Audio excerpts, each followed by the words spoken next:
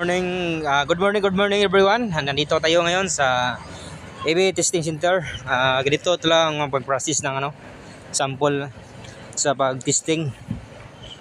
Dito lang mahanap to dito sa poblasyon 3 dito sa AB Testing.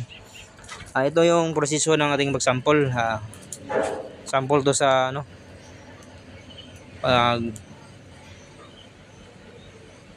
dito sa Mangyo. Yung binusan nito, simbahan ng Mormons.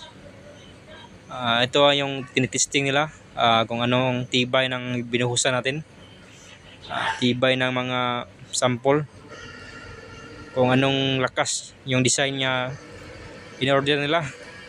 Dito nalaman anong patibay ba yung ito yung tayo testing to sila. Itong ibang mata o daga drilling. Shout out sa mga may alam dito. Ito na ang pag-process.